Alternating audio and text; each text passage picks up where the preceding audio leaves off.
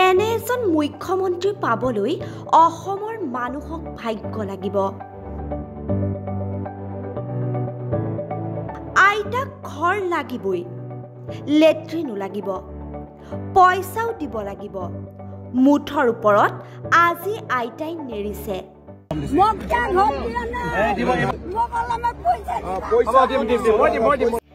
এফালৰ পৰা কৈ গ'ল আৰু কি লাগিব।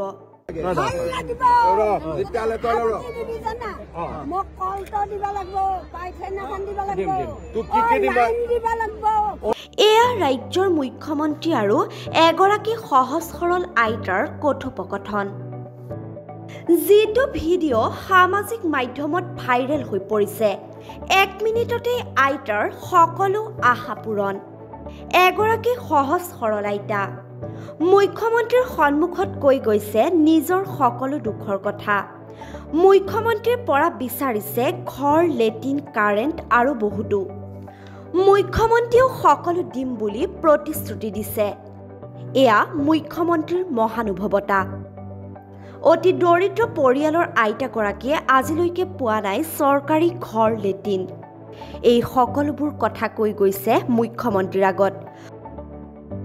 মুখ্যমন্ত্ৰীয়েও ধেমেলীয়া সুৰত কৈছে, মোৰ পিঠা ক'ত, পিঠা দিলেহে এইবোৰ দিম। তই খালি এটা কথা, মই পইচা দিম যদিহে তই পিঠা এখন লৈ আহিলি। আনা নাই মোৰ কাৰণে পিঠা, অহাবাৰ মোৰ কাৰণে পিঠা আনিবি, তেতিয়া পইচাও দিম। যিটো ভিডিঅ' এতিয়া সামাজিক মাধ্যমত ভাইৰেল হৈ পৰিছে। নিউজ ডেস্ক, PB সংবাদ। ৰাজ্যৰ সংবাদ জগতত নৱতম সংযোজন। আমি খোজ দিম জনতাৰ পক্ষত। প্ৰতিটো প্ৰান্তৰ প্ৰতিটো খবৰ পোনপ্ৰথমত। আজি সংযুক্ত হওক PB সংবাদৰ সৈতে।